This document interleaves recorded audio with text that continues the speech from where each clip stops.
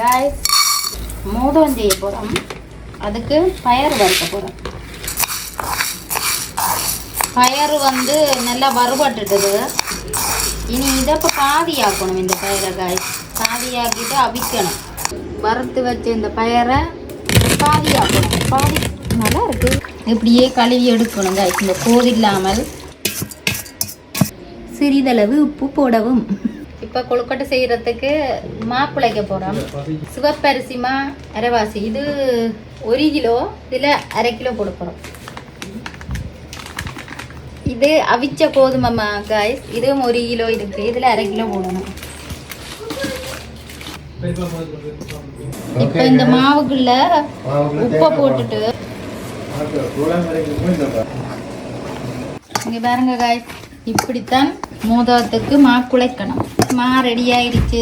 கொழுக்கட்டைக்கு உள்ள தேங்காய் பூ வேணும். இங்கே பயர் அவிஞ்சிட்டு ஏலக்காய் காய்ஸ்.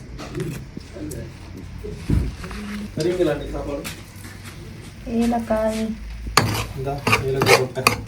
பயர் அவிஞ்சிட்டது. இனி ஏலக்காய் போட்டாச்சு. இனி இதுக்குள்ள சர்க்கரையும் தேங்காய் பூவும் போடணும். கலரிங் கொடுக்குமே.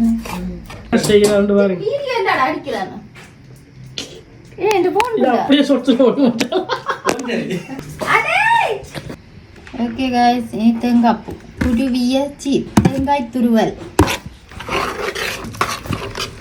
Shopping ready. அந்த மாவை இப்படி தட்டி பிடிச்சிட்டு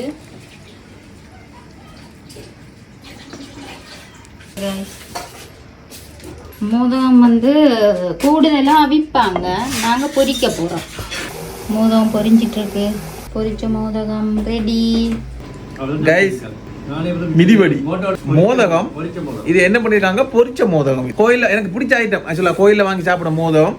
இது வந்து அதே மோதகத்தை பிடிச்சி பொரிச்சிருக்கிறாங்க. பார்க்கலாம் எப்படி இருக்குது. இது 2-3 நாளைக்காவது இருக்கும். அப்படி சூடு அப்படியே இருக்கு. செம சூடு. ஆக்சுவலாக வெளியே முறமுறண்டு இருக்கு. உள்ள அதே தான். அதே இன்க்ரீடியன்ஸ் அதே ஸ்வீட்டாக தான் இருக்கு. உள்ள வந்து அதே பயறு அதே சர்க்கரை அதே இன்க்ரீடியன்ஸ் தான் கைஸ் பொரிச்சிருக்காங்க. அவ்வளோதான். இந்த மோதகம் தாறுமாறாக இருக்கு. பட் இது நான் பொரிச்சு ஃபர்ஸ்ட் டைம் இப்போ தான் சாப்பிட்றேன். பொரிக்காமல் நிறைய சாப்பிட்ருக்கேன். என்னுடைய ஃபேவரட். கோயிலில் போயில உண்டை கட்டி வாங்கி சாப்பிட்ருக்கும் போது பொரிச்ச மோதகம் ஃபர்ஸ்ட் டைம் இப்போ தான்.